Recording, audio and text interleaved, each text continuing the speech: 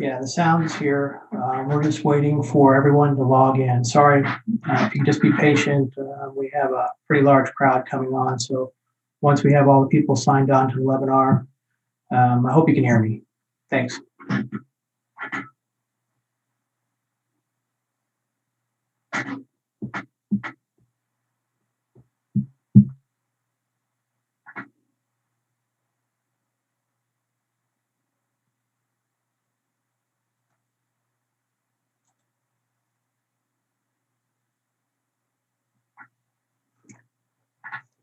Great. People are already discovering the chat function, and we have people logging in from all over the world.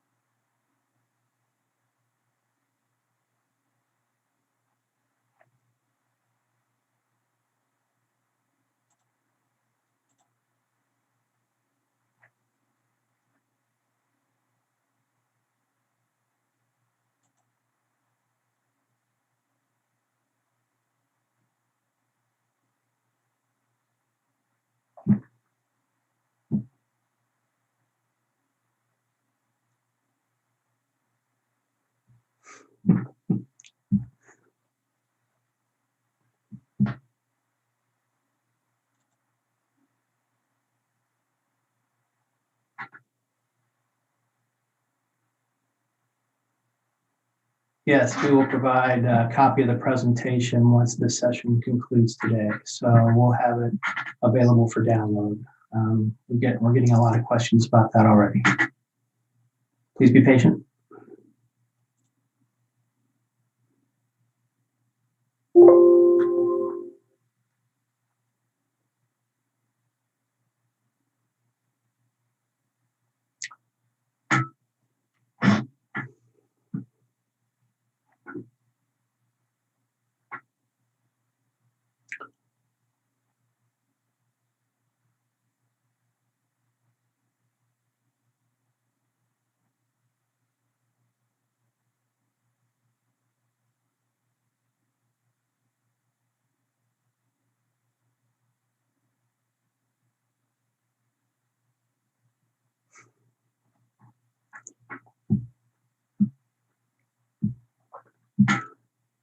Hello, everyone. We're waiting for a few more people to sign on. We'll start the presentation in a few minutes. Sorry. Please be patient.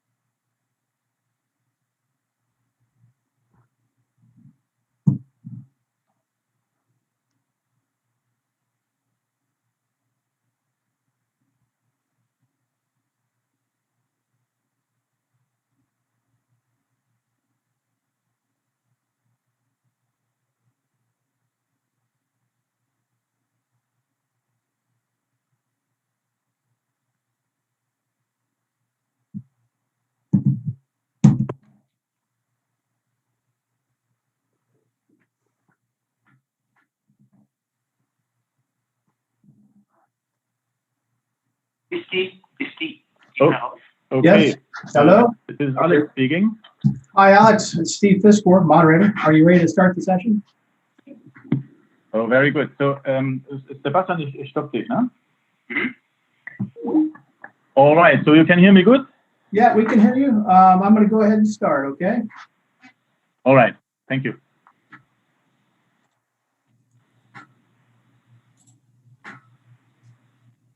So I'm ready, actually. So, I'd like to welcome everyone to the opening session of the Mine Power Series produced by Mining Media International and sponsored by Rolls-Royce MTU.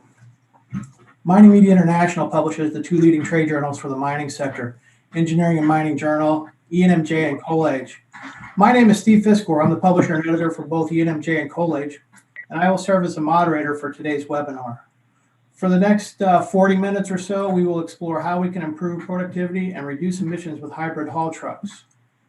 Diesel engines are the ideal prime mover for mining trucks, but they also account for about 50% of the greenhouse gas emissions of a typical mining operation. Mining companies are looking closely at emissions as they set decarbonization goals. Haul trucks present an opportunity to recover a considerable amount of energy on the downhill run, and that energy can be stored in batteries.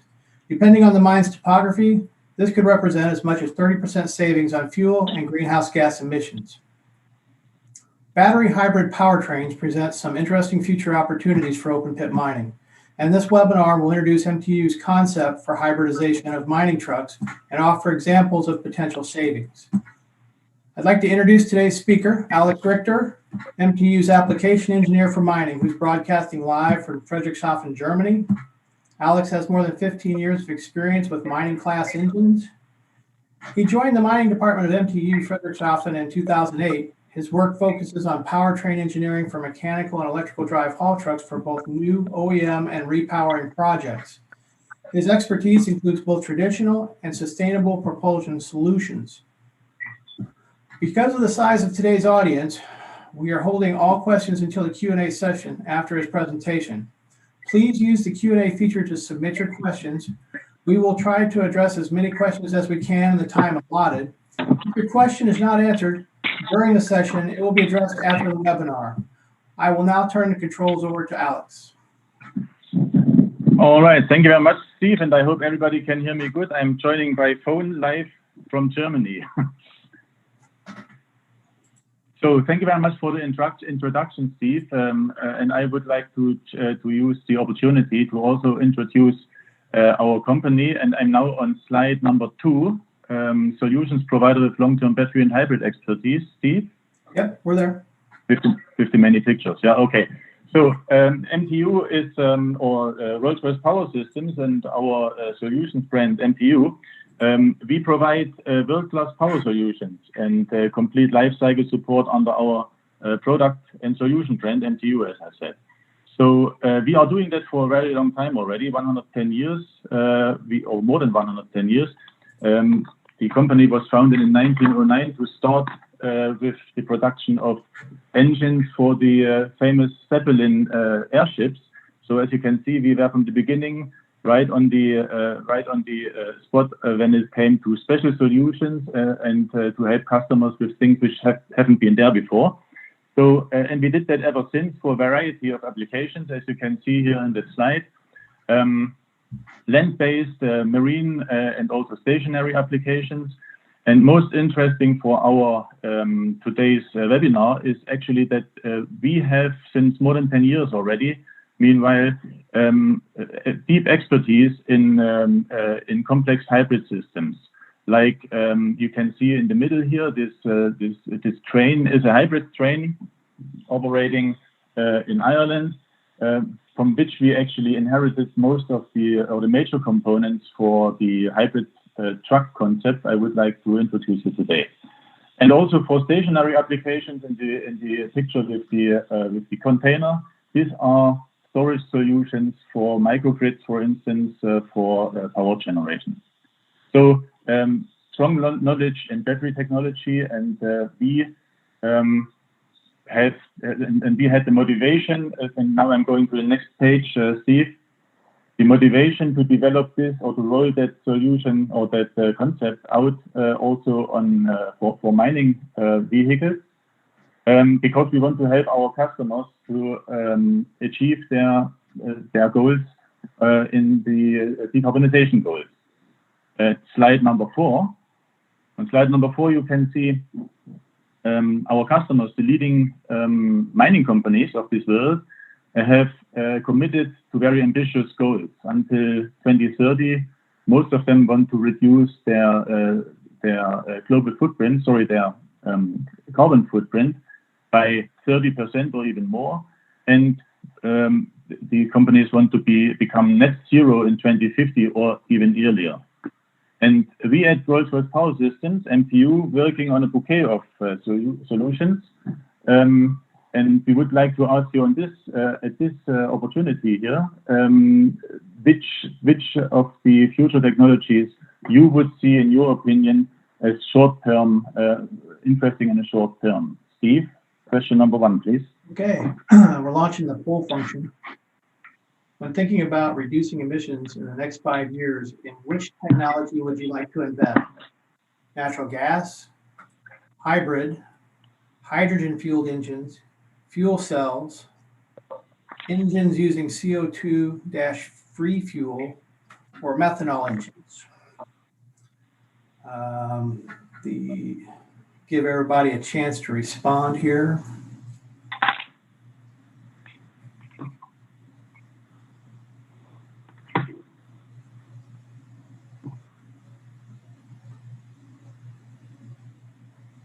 Still got a few more answers coming in.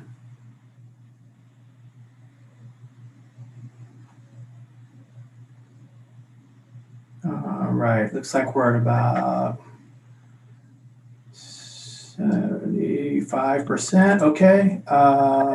Looks like, Alex, the hybrid diesel plus energy is a big winner here at 42%. I'm sharing the results now. The second place was hydrogen engine, followed by natural gas, evenly split at 10% with fuel cells and engines using CO2-free fuel, and methanol came in last. All right, very good. Thank you very much for that interesting insight. So we seem to be on the correct path with our hybrid solution, with our hybrid concept. Actually, we are also working on the other concepts or on the other possibilities to reduce carbon. But the hybrid is the one which is closest to serious production, and in rail we already have it in serious production. So let me introduce the concept to you. Steve, this would be the slide number 5 as a cover, and the 6 where I would like to explain. Yes. So on slide number 6, there should be the system overview and a conventional AC drive. Right. Correct? Okay. So what you can see here is the system architecture of a state-of-the-art of a contemporary mining truck. And I have to say, actually, of course, there are also mining trucks with mechanical drivetrain. We are working on solutions and concepts for those as well. But the one I want to introduce you today is for diesel electrical drivetrains. So you can see here in the top view, on the bottom of the schematic, the rear axle with the wheels, and on top the engine. So this is the front side of the machine on top. We didn't show the front axle because it is not relevant here. So the engine would drive the alternator, producing alternating current, which is then rectified in that AC/DC converter, and then distributed on the DC link to the inverters, where it is inverted again to alternating current to drive the wheel motors. So the reason for the rectification and inversion is to decouple the engine and the wheel speeds from each other. So this is basically an electric transmission, and it's a continuously variable transmission. So the engine can actually run on a certain speed, while the wheel motors or the wheels turn in a speed which is currently necessary for its current driving situation. So for the propulsion, this would be the flow of energy. For in braking mode, the wheel motors would turn into alternators themselves, and the power produced by them, or energy, is then guided to the retarder. And I think you have to push now because it's animated, I think. Is the retarder already visible? Yes. Yeah. So, and converted into heat and expelled to the environment. So in this waste heat is, or this energy which is turned into heat, is what we will recover with our mining, with our hybrid system.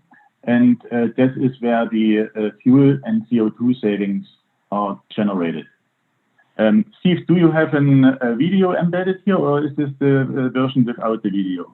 This is the version without the video. This is no video. Okay, no video. So then no problem. This video was just showing or making a visualization of the energy flows, which I just have described. Okay, then we go to the next slide. Okay. And now, yeah, and now there should be a red dashed box with the same or similar components, but with different colors than before, right? Yes. All right. Is the hybrid box, the blue box on the right, already visible? Yes. Okay. And so this to hybridize, we would add actually this main components. Our scope would consist from the main component, the battery storage system, and the DC-DC converter, the blue box on the right on the left of the battery, is forming the power interface into the DC link. So there should be a red line connecting the battery via the DC-DC converters with the DC link. Yes. All right. So this is the power interface, if you will, and the main purpose of the DC-DC converter is, or there are two main purposes. The first is to match the two different voltage levels of the battery at 660 volts and the DC link of the machine of between 1400 or up to 1800 volts, or depending from the manufacturer. So this is the first purpose. The second purpose is the DC-DC converter can direct the flow of energy into the battery or out of the battery. And this is controlled by the hybrid controller, which is in the dashed or in the blue box above the DC-DC converter, which is basically the brain of our hybrid system, where all the experience and all our charging and discharging strategy is implemented. And this hybrid control, and I think you must push now the button so that there is a connection between the powertrain control and the hybrid control coming up. Yes. This black or a gray dashed line is symbolizing the communication interface. So we have the power interface where the energy is really happening, and the power, and the communication interface. So in the case of braking, in the braking mode, the wheel motors would now deliver their energy into the battery instead of the grid box. And in propulsion, during propulsion, this energy can be reused. So we have now two sources of power in that machine: the battery system, and there is also still the diesel engine powered genset. And because the battery, and they are both actually contributing. So and because the battery is also contributing, the engine can be downsized. To which size I can explain later on a real example. This share between the two is flexible, and this is the main purpose of the main task of the hybrid control, to take care for the battery storage or state of charge. So the hybrid control would decide that the battery can currently contribute a certain percentage to the propulsion effort, or also to braking, and would communicate that to the powertrain and brake control of the machine, so that the powertrain and brake control can then take care for the rest. So as an example, if the battery is taking care for 50% of the current needed for the current power demand, the powertrain control would engage the engine and alternator to produce the rest. And the same principle in braking mode. So if the battery, for whatever reason, because it's too full already, or for whatever reason, cannot take and cannot digest the full amount of the regenerated power energy, from braking, then the brake control would jump in and engage the retarder. So this is inherent safety. Our system is integrating as a subsystem. The MTU controller has only autonomous control about the energy flow in and out of the battery, but it doesn't interfere with the braking and with the powertrain control of the machine. So even if the battery goes down or the hybrid system goes down for whatever reason, powertrain and brake control will still be able to control the machine and limp home or brake. So in that, after that, we would have had another video also showing the energy flows now, but we have to accept that it's not here now. And also maybe Steve, do you already see the green stuff with the trolley? I just loaded it. All right. So this is just to mention if that truck is equipped with a trolley system with the pantograph and taking power from overhead lines, this would be also compatible with our hybrid scope because of the nature of its architecture and how it is implemented and connected. All right. So I forgot something. It's very important.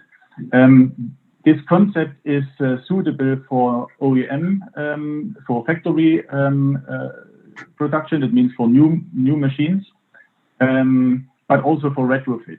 In the case of OEM supply, the components, the powertrain components of the original machine, or this would be OEM supply, would remain OEM supply, and only the blue items would be added from MTU.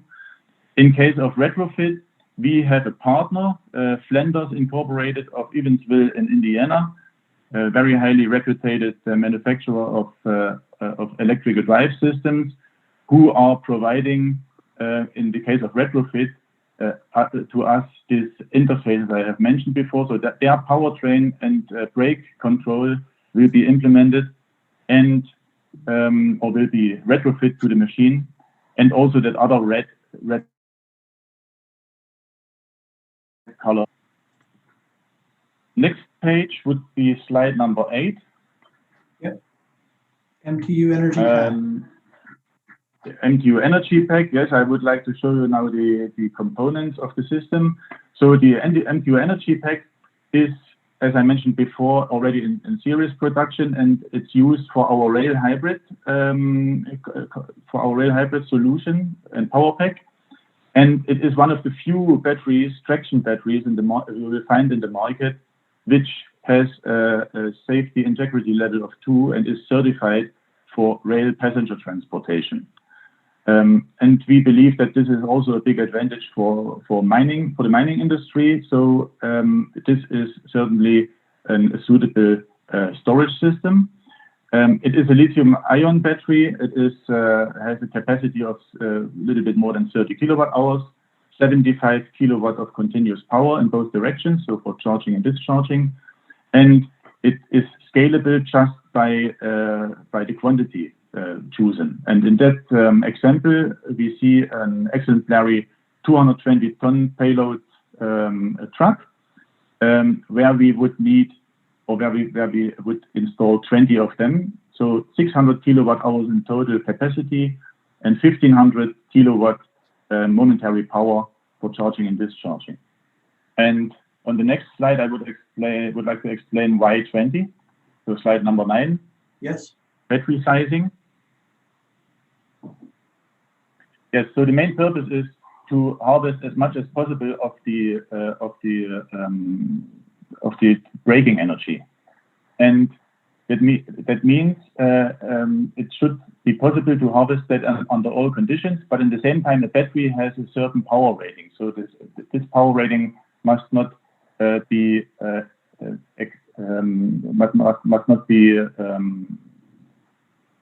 overcome. And the power generated in the real motors, and then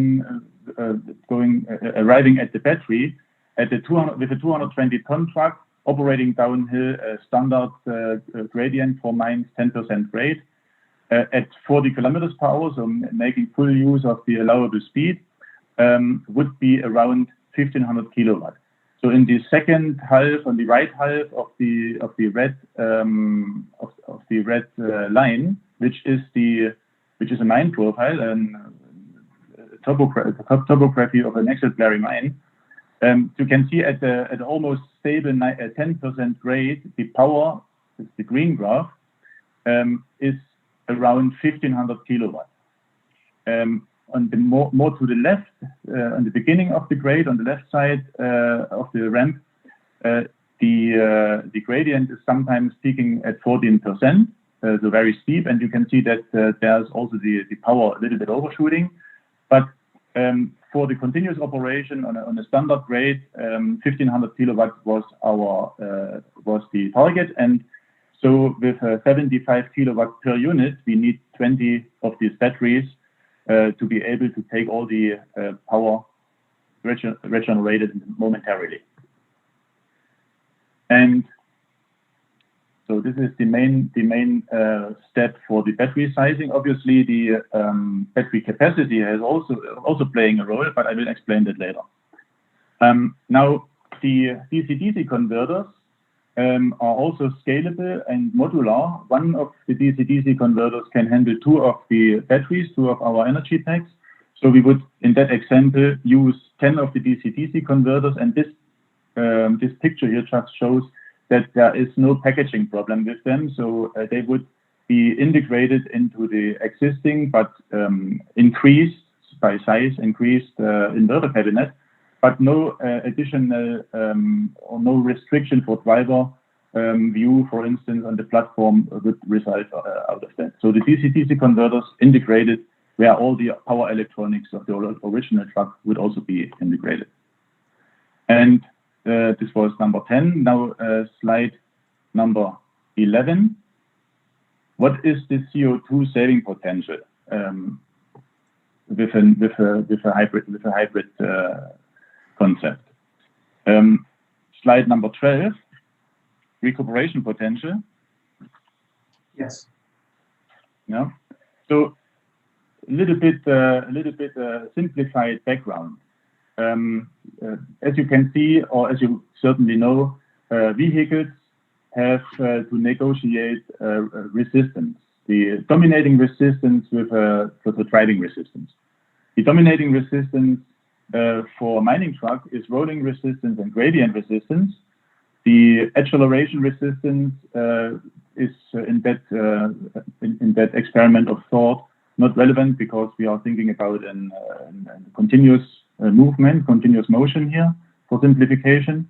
And also the air drag is neglectable because it's only around 1% due to the lower speed, the relatively low speeds and at which these machines operate.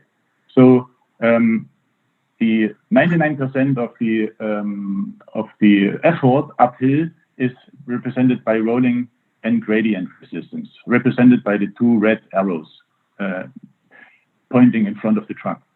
And on the way downhill, the gradient resistance or the gradient force would actually turn into a driving force, into a propelling force, and try to accelerate the truck.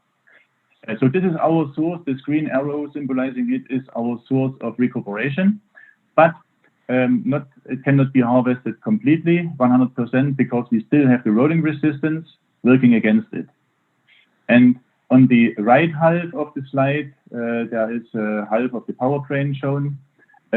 Also for the storage of the energy into the battery and then reusing it out of the battery, so in both directions, we would have losses because wheel motors, inverters, DC-DC converter, and also the battery, all the components which are shown here, have efficiencies and would create losses.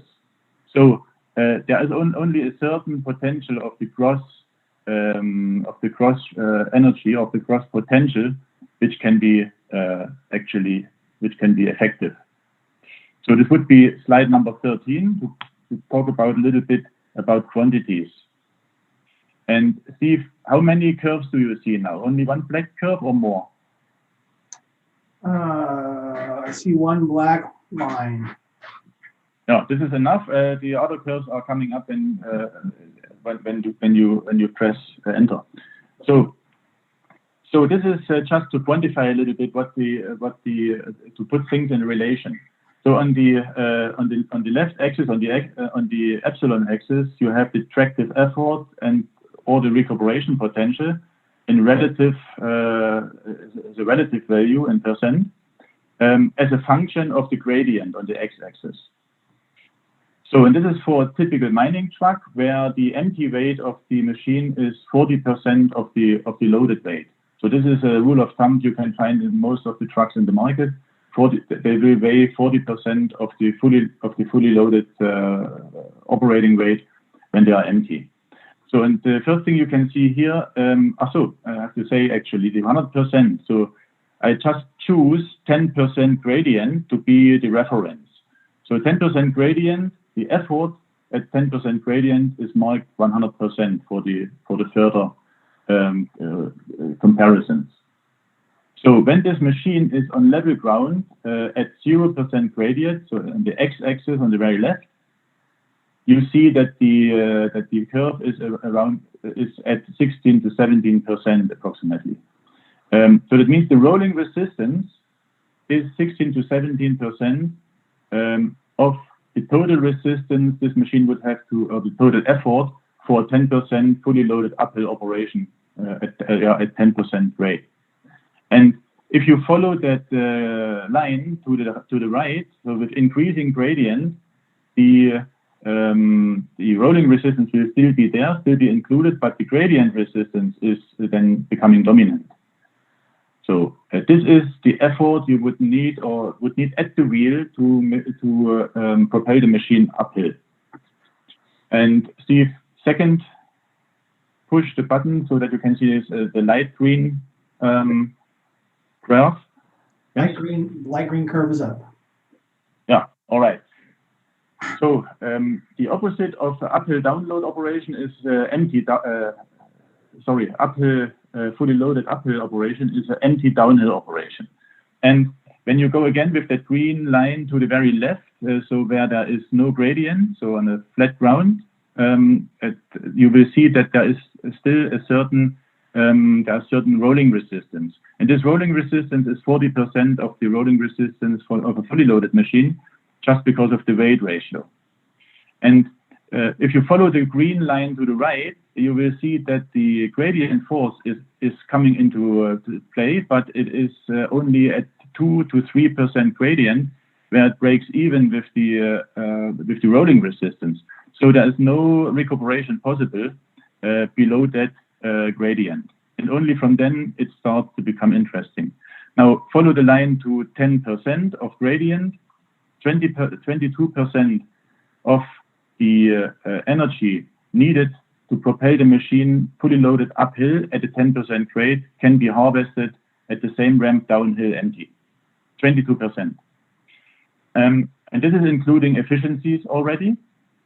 So not only the effect of the rolling resistance, but also of the losses to store it in the battery and to get it from the battery back to the wheels. Now this example is true for the rolling resistance at a gravel road, solid and dry gravel road. If there is a muddy ground or if there's soft ground, then the rolling resistance will increase and that value will be less. And also, obviously, when the gradient is less, for instance, many mines have the target of maintaining their roads or building their roads with an 8% gradient, then also the potential would be a little less than 20%. But let's continue with that example. if you push the button again, there should be a dark green line come up. Yes, it's up. Yeah, so this is fully loaded downhill operation where 54% can be or generated during the downhill operation of what we need, of the effort we need uphill. And I'm showing that because we have advertised our webinar with up to 30% savings, and the 22% savings is obviously less than 30%. So, but a real mine, so this 22% would be true for an operation where there is strictly loaded uphill operation, no level ground, and downhill only empty. And there are mines or quarries where that is the case, but most of the mines, and I will show an example, will have also sections of their travel with a loaded downhill operation. And the truth is somewhere in between 22 and 54%, depending from the ratio or the share of downhill, empty or loaded operation. And if you go one step ahead, there must be a gray line coming up. Yes. Calling out 40%.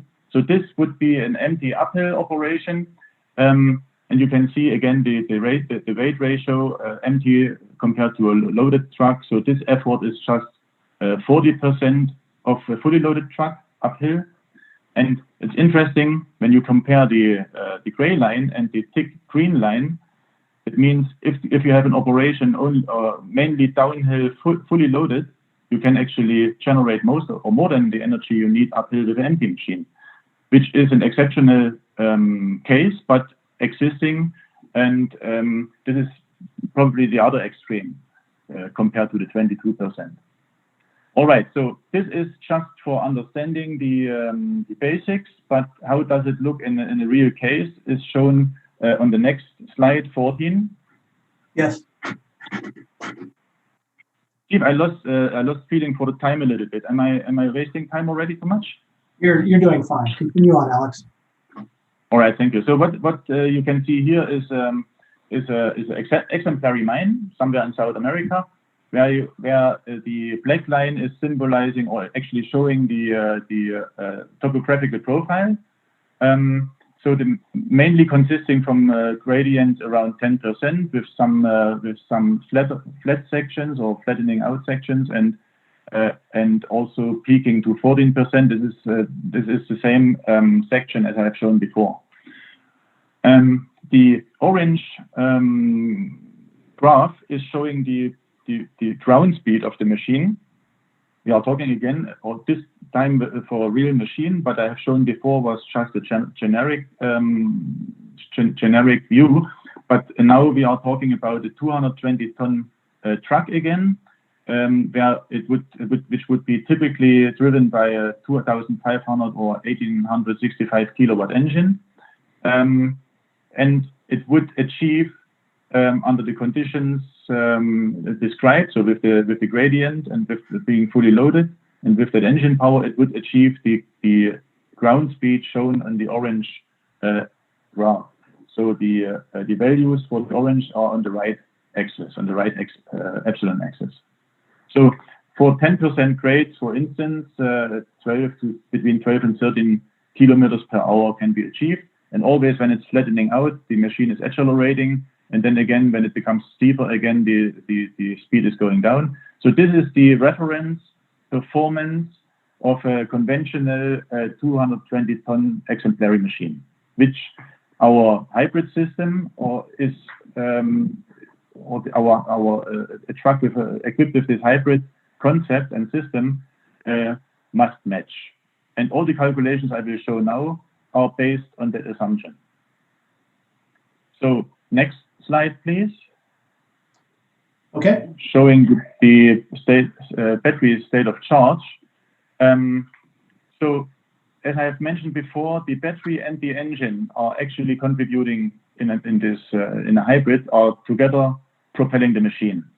And the engine is a downsized engine. So the original engine I just have shown in the slide before, it would be a 2,500 horsepower engine, 1,865 kilowatt. We would downsize that to a little bit less than 1600 horsepower, 1560 horsepower, respectively 1163 kilowatt. So in this engine would operate at full swing uphill, and the battery would top up the remaining power so that the performance of the original machine is matched. And you can see that the battery is actually starting at this journey at a certain level, which is not the full level. So if you go to the right side, you can see this battery system, as explained before, 20 units, 600 kilowatt hours. So full would be at 600 kilowatt hours, but we are starting the journey here at 365 kilowatt hours. The reason for that is we only need to first of all, the state of charge should always be symmetric. The min and max levels should be always symmetric to the 50% charging state, so which is 300 kilowatt hours. And this is the main purpose or the main task of the hybrid controller. It would organize it depending from the mine profile and from the driving conditions, that the state of charge is always fluctuating symmetrically about around half full or half empty battery. So in this example, for that whole cycle, we need 130 kilowatt hours. So if you follow the top level or the max level 365, following the uphill operation to the right, you would arrive at the minimum level 235 kilowatt hours. So 130 kilowatt hours discharge until here. So this is the full, what we call the lift in that particular journey. So, and then it's very important why we are achieving relatively high savings here is because we have a downhill operation fully loaded, where there is considerable recharging happening. So you can see the pink line is increasing a little bit. And then going down a little bit again, because then there is a last ascent to arrive at the dump site, where during dumping also some recharging, some 11 kilowatt hours recharging event is controlled to make sure that the battery state of charge at the arrival on the very right, when it goes after the downhill operation, is arriving again at the same level so that the cycle can start from the beginning.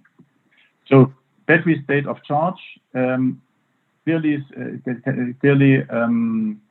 the recharging or the recuperation is clearly visible with the increasing graph or the increasing curve during downhill operation. And you can see maybe to get a better imagination here about or a better feeling about how much of the capacity of the battery we are using.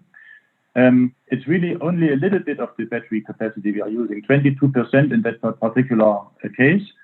Reason for that is that we want to achieve a useful lifetime of the battery, useful for mining application. So typical engine life would be between 25 and 30,000 hours. And this is what we can achieve with this battery as well.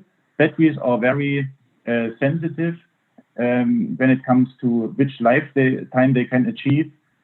When they are very sensitive regarding the recharging and the charging, the state of charge going up and down. So the less of the total capacity is used, even if it is in a high frequency, up and repeating cycles all the time, the better it is for life of the battery. If we would have a battery where we would use the full capacity, then this battery would not achieve such a long life. So this is now the two battery sizing parameters. We have actually sized it following the parameter power into the battery and out of the battery, if you remember, 1500 kilowatt for the braking power. But the result, a 600 kilowatt hours capacity, is also very good in that operating pattern here for achieving a long life. So something which is good for mining. Next slide. the fuel consumption. So this is a cumulated fuel consumption. On the top, you will always see again the main profile for orientation. The red graph shows a conventional engine, or the engine with the original power, and it would obviously use fuel, and this is cumulating here in that curve. At the end of the cycle, it would have consumed 83 liters of diesel fuel. The downsized engine with the support of the battery is consuming less, and it's actually almost trivial that it also arrives at a lesser fuel consumption at 59 liters in that cycle, which means 29% savings in fuel, and this is translating directly in 29% CO2 savings.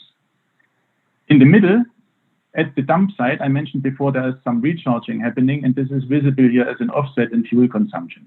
So the engine would, together with the alternator, obviously, would recharge the battery while it is where the machine is standing still, or almost standing still. That's why this offset is visible here.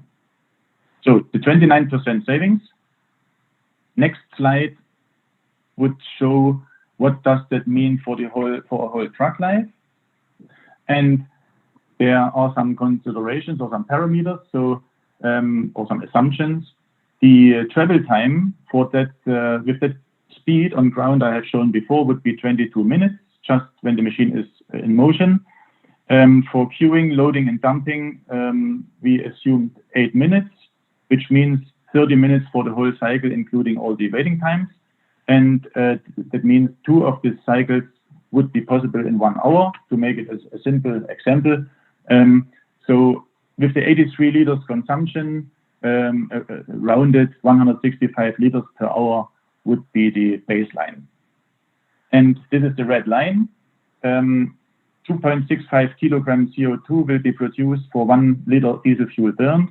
The machine would operate 6,500 hours a year, and the truck life was set to be 100,000 hours. This is like what the mining industry has as a goal for a truck life. And in that truck life, 44,000 tons of CO2 would be produced by a conventional machine of that size, and of that operating on that cycle, on that exemplary cycle. If that same machine would be, so this was the red line. If the same machine would start its life as a hybrid, already factory installed, would be the dashed green line, and the 29% savings would be coming into effect. Means 31,000 hours, tons of CO2. And even if that machine is starting as a conventional truck, and I mentioned it, this concept is suitable for retrofitting as well. So if the 25,000 hours, when usually the first engine exchange occurs, is used to retrofit the machine with the hybrid, then at the end of life, still 22%, this is the big green arrow, 22% savings could be achieved. And here, I think we have a second question, right? Yeah, it's our second poll. Yeah. So in this poll, if you invest in a hybrid truck, what would be your main concern? Capital expense, safety, fuel consumption, CO2 savings?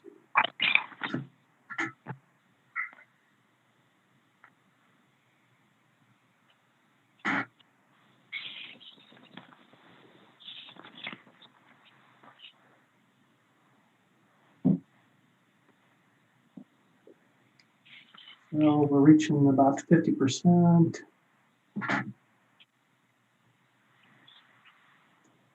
And it looks like it's starting to die down a little bit. I'm going to go ahead and end the poll.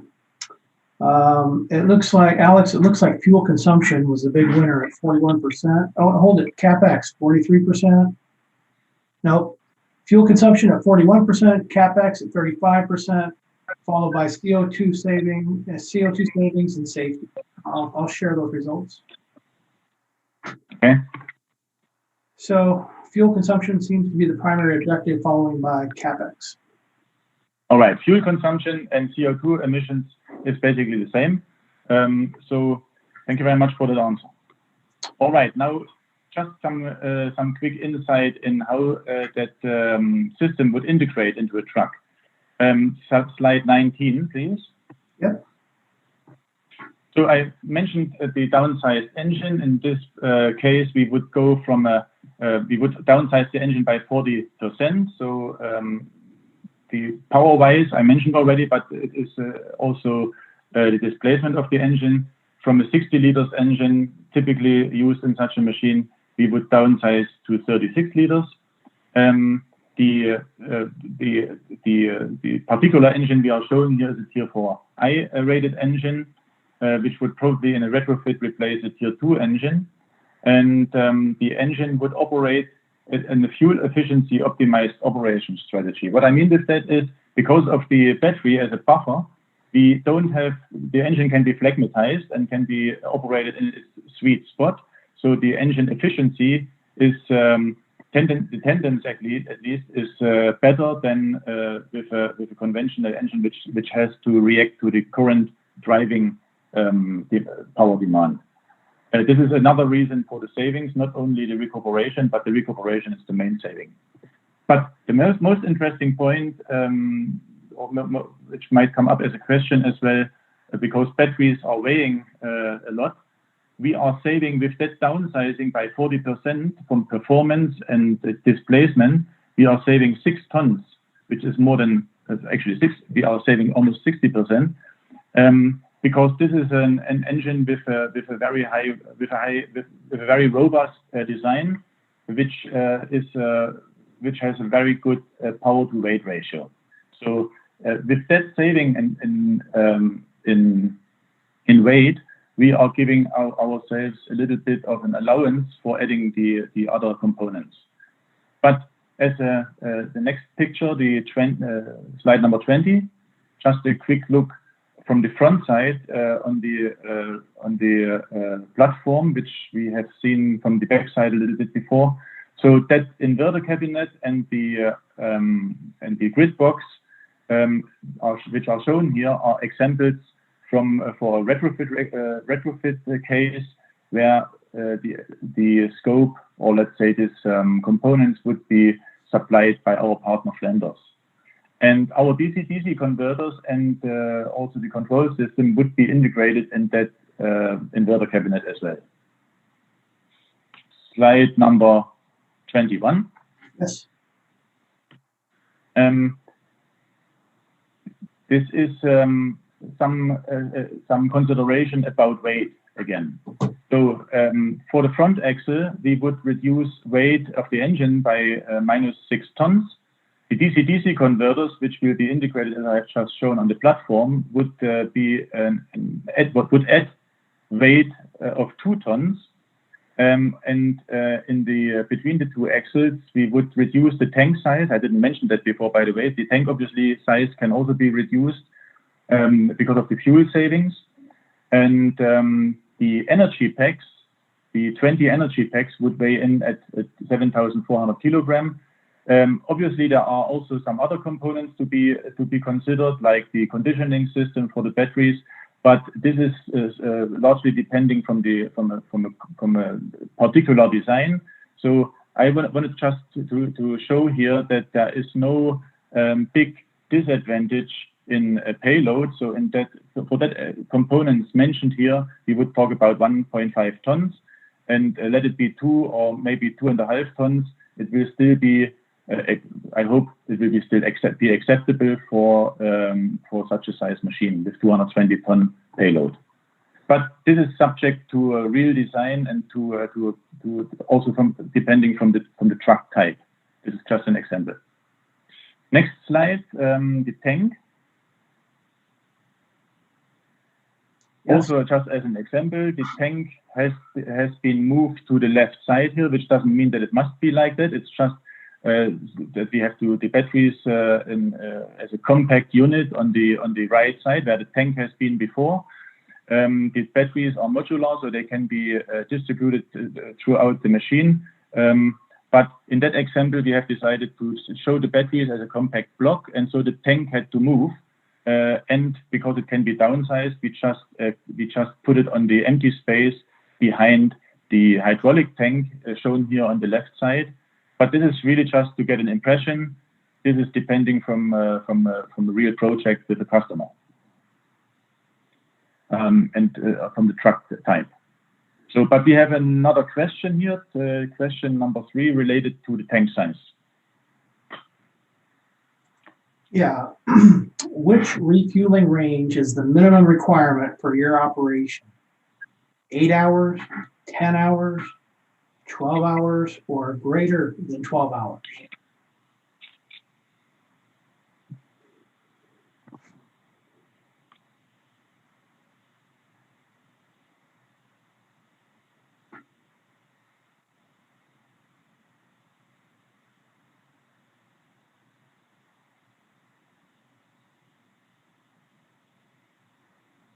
Okay, Alex. It looks like the majority is 12 hours, 41%, followed by greater than 12 hours at 31%, and then 10 hours, and then 8 hours. All right, very good.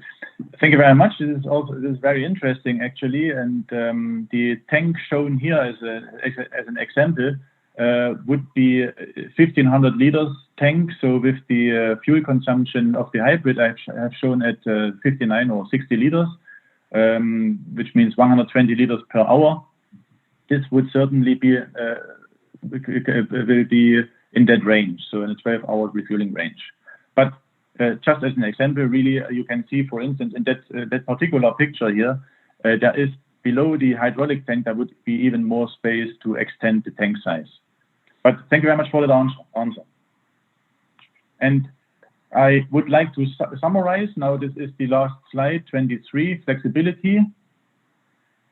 The flexibility of the system, it can be first of all used for OEMs at the factory, be installed in a new truck, but it is in the same time or as good suitable also for retrofits in the field. Then it is a modular system consisting from the main modules, battery system, the DC-DC converter, and the hybrid controller. Next click. It is scalable for any use case, so the size of the machine on the operating conditions. The battery power and capacity just by adjusting the number of the MTU energy packs as shown before. So and also the DC-DC converters following that number of batteries, and the MTU engine power range, which is available for a downsized engine, is a full range from starting at 567 kilowatt or 760 horsepower up to 3,000 kilowatt, 4,000 horsepower. So out of that range, we certainly will find an engine matching any use case for the downsizing. And the last point, it is compatible with any power source. So the example shown here was a diesel engine hybrid, but it can be in the same time a gas, or can be as good as a diesel engine, can be a gas engine, a hydrogen engine. The power can come partly from a trolley, or even a fuel cell would be possible, just because, as you remember the schematic, we are linking in at the DC link of the machine, and this is where all the other power sources also link in. So the only thing is the whole concept must be communicating, and the voltage level must match. Otherwise, it is fully compatible with this sources of power. And I hope, even with the humbly start, the webinar was interesting for you. Please go to the next slide. All right, hold on, Alex. We got one more poll here. Sorry, I forgot. Yeah. That's all right. I'm going to go ahead and launch that now. If you think that diesel hybrid technology would be interesting to you, would you retrofit your current fleet or invest in new hybrid trucks?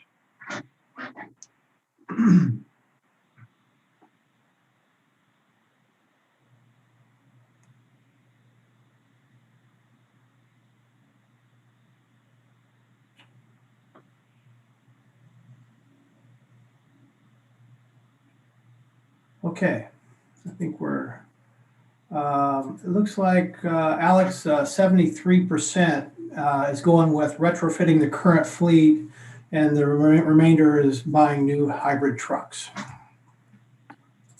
Okay, thank you very much. Please call our sales department. Final slide. Got the QRC code. What is it again? Sorry? Your QRC code is up. Yes. Would you maybe also copy the link and put it into the chat so that everybody can just copy it quickly? Yeah, give me a second to do that. So I would like to encourage you to also register for our upcoming webinar on Thursday. Andrew Jones, our sales director microgrids, will talk about the power generation on site, on the mine site, and our battery storage and the whole microgrid system, which we can apply. And he will bring up interesting use cases. So please register for that webinar as well. And I'm sure he will be more professional than me with logging in. The next slide, I would thank you for your attention. You can download the slides I have shown on the link below, or also with that QR code. And Steve, if you can copy that link also. Yep, Alex, I've posted the link in the chat box. So anybody who can't use the QR code can go to the chat function, and I've placed the link there. Very good. So Alex, we have 45 questions and no time left. So let's do a little lightning round here. And are you ready to take a few questions? Yes. All right. When will the mining hybrid be available? Okay, so we, as I have mentioned, this is a concept. We are the main components are already in serious production, so there is some adaptation development necessary, and we calculate approximately 3 years from kickoff to have something on wheels. And we would like to do that with partners, because the mining industry is really searching for solutions now. We want to make sure that we match the needs of our customers. So we are looking for partners to develop that into a solution, that concept. Okay. 3 years from kickoff. Is it possible to hybridize without engine downsizing? Yes. And this is an interesting question, because if this is done, then the machine can even operate quicker if the times for recharging in between and breaks is enough. So, but actually, it's in terms of fuel savings and CO2 savings, and also when it comes to the payload, might not be the recommended way. But if CapEx for the engine in such a retrofit is a topic, this can be done in a second stage, engine exchange. Okay. Can any truck be retrofitted? Yes, basically yes. So the concept shown here was for diesel electrical truck, and as I've mentioned, the size of the truck is not important, because the system is scalable. But half of the trucks, or 40% of the trucks, are mechanical drive, and we are working on a concept for those as well. The savings would be most probably less, but basically yes. Okay. How long is the battery life? It largely depends from the operating profile. If the rule I mentioned before on that one slide is met, that the capacity is big enough to only use a certain relatively low percentage of the total capacity, and if the operating of the if the control of the battery is done that way that it is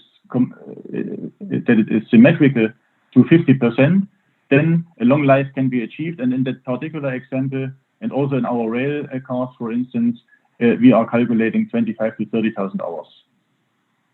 Okay. How does hybridization affect the overall weight of the truck? This largely depends from the particular vehicle and type of machine, but in a very low, let's say, percentage of the payload. We would add weight probably in a very low percentage of the payload. I would say 1 or 2% maximum. What is the role of the DC link? The DC link, basically, it is a part of the transmission. So the AC-DC converters, so the rectifiers, which are rectifying the AC produced by the generator, by the alternator, into DC. The DC link, or they are connected to the DC link with their DC side, and the inverters on the rear, not on the rear axle, but the inverters for the real motors, they are actually inverting it again into AC. And the whole function of the three things, the AC-DC converter, the DC link connecting the AC-DC to the DC-AC converter, and the DC-AC converter, are basically forming the transmission of the vehicle. A mechanical truck would have a mechanical transmission with gear steps. This is an electric transmission, and the DC link is just there as a part of that rectification inversion process. Okay. How would cold weather affect the performance? Our batteries are conditioned, so there is a conditioning system which can heat the batteries and which can also cool the batteries. So it's like a AC system, so refrigerating actually. The battery will be operated between 25 and 35 degrees C operating temperature, and the negative effects of the climate or of the weather will be minimized that way. How safe are the batteries, especially regarding impact? All right, so the batteries have been tested and certified for use in passenger transport for the rail industry. They have a safety integrity level of 2, and it's not a theoretical thing. It's really tested against this very strict, and probably the rail industry has the most strict safety levels after the aircraft industry. These things are safe for rail, so they are also safe for mining. Okay. One more. Let's see. How is the battery integrated? How is the battery system integrated to the diesel engine during propulsion? Do you want to bring up slide number? Sure.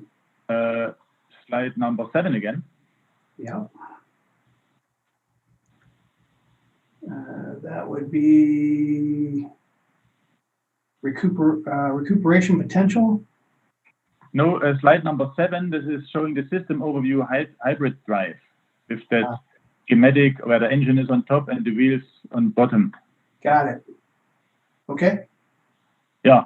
So the question is how the battery is integrated during propulsion. Right. Yes.